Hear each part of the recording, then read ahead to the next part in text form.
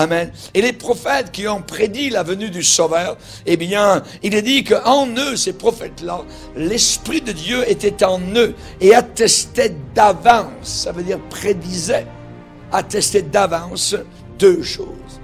Les souffrances de Christ, psaume 22, et la gloire dont elle serait suivie, psaume 24. Au milieu, le petit psaume 23, notre Père à nous, Haouya, aujourd'hui, qui nous réconforte. J'aimerais vous dire, le psaume 22, c'est de l'histoire.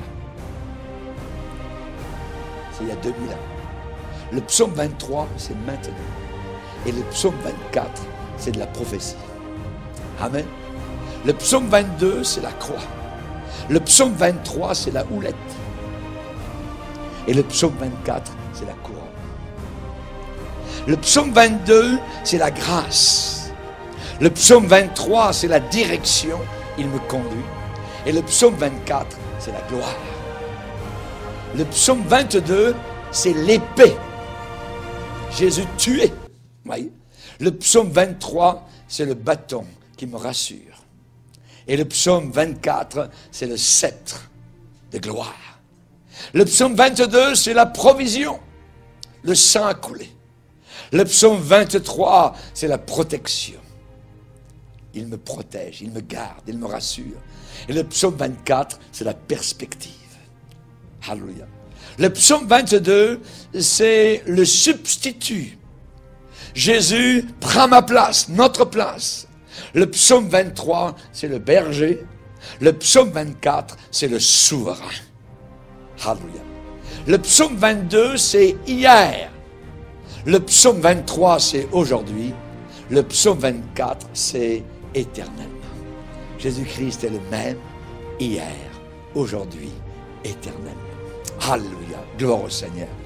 Le psaume 23, son humble place, voyez, au milieu de nos larmes, au milieu de toutes les misères humaines. Mais ce petit psaume 23 n'a pas terminé, achevé son ministère. Ce psaume 23 lancera toujours son message d'amour jusqu'à ce que le dernier voyageur ait atteint la maison céleste.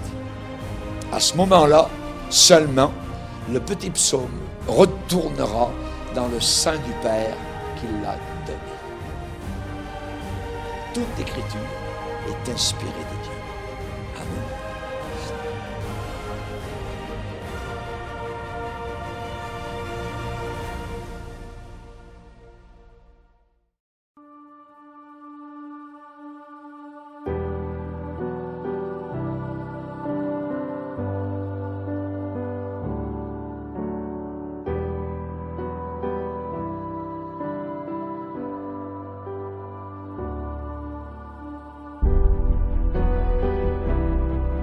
L'Éternel est mon berger, je ne manquerai de rien.